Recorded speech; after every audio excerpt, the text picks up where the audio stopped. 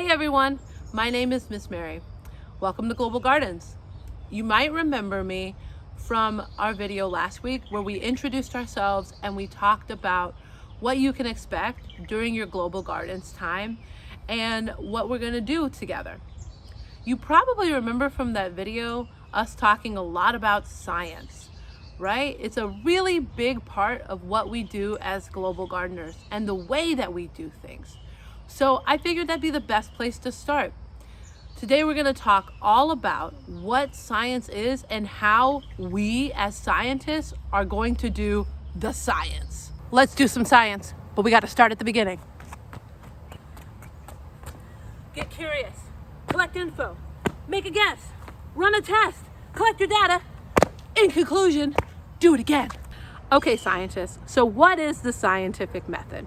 It is really just a roadmap, a certain path that scientists follow to get to new discoveries, new inventions. And guess what? This map, this very scientific method is the same one that all scientists throughout scientific history have used to get to their incredible discoveries and make new amazing inventions.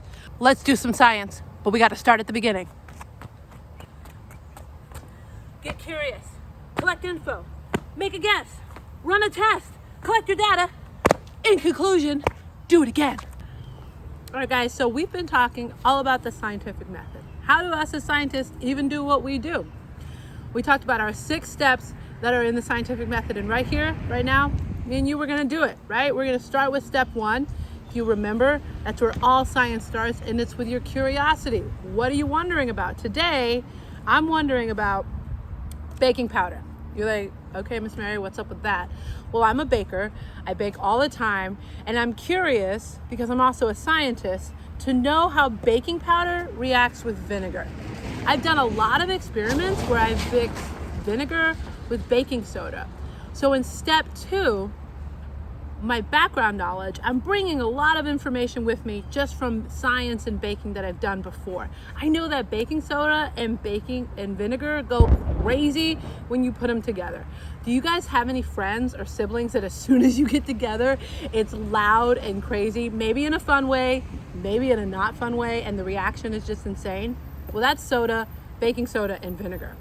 So what I'm wondering, step 1, what I'm really curious about is how baking powder reacts to vinegar, because I know that baking powder is a lot like baking soda. They're similar.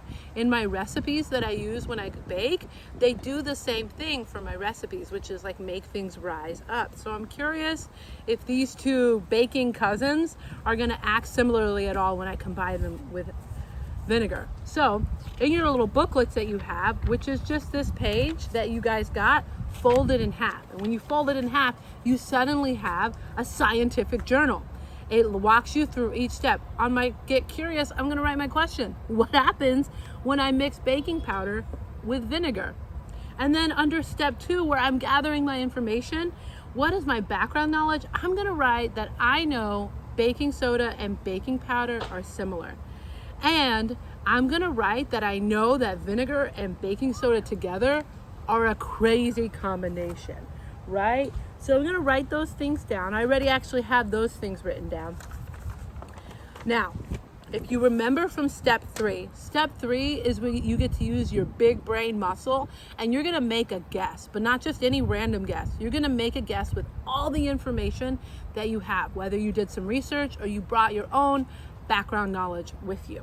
Okay, so my official hypothesis, my educated smarty pants guess, is that baking powder, I never put as much baking powder or baking soda as I do baking powder in my recipes, so that makes me think that baking soda is stronger and more intense.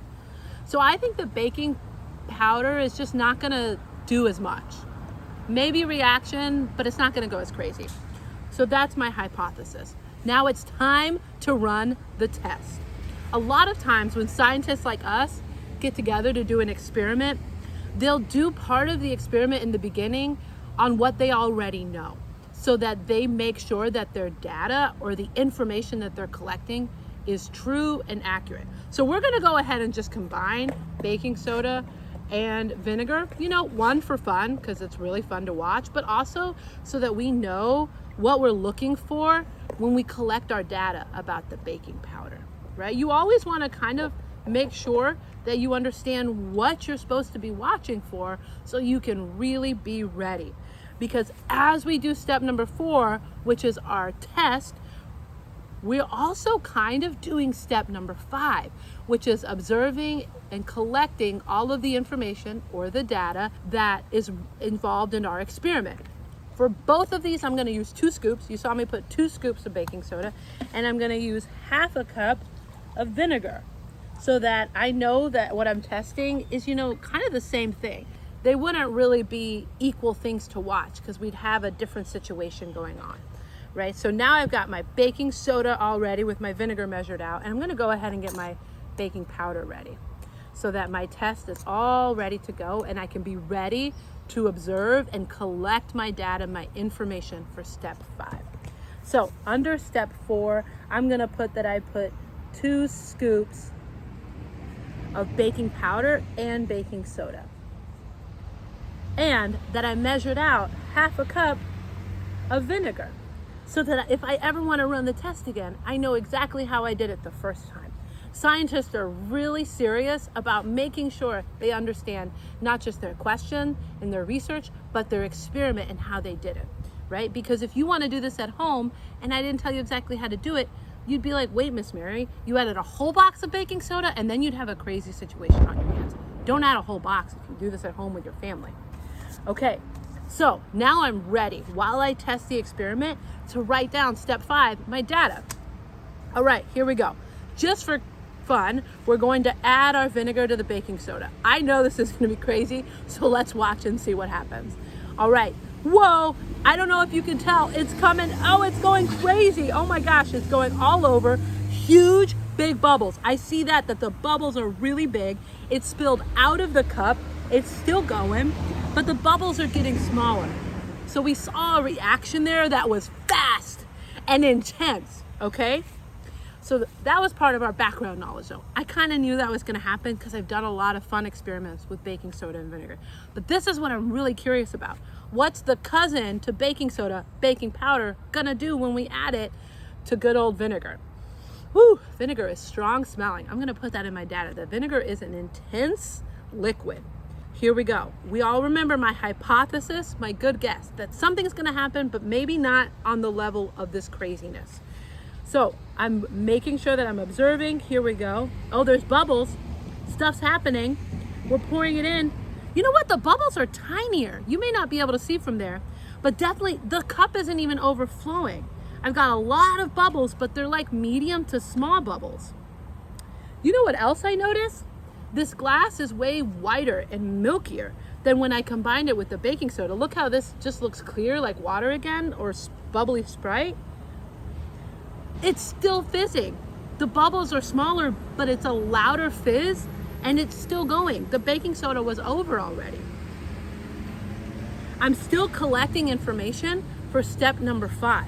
So, big bubbles with the baking soda, smaller but longer lasting bubbles with the baking powder. That's a lot of information for me to collect.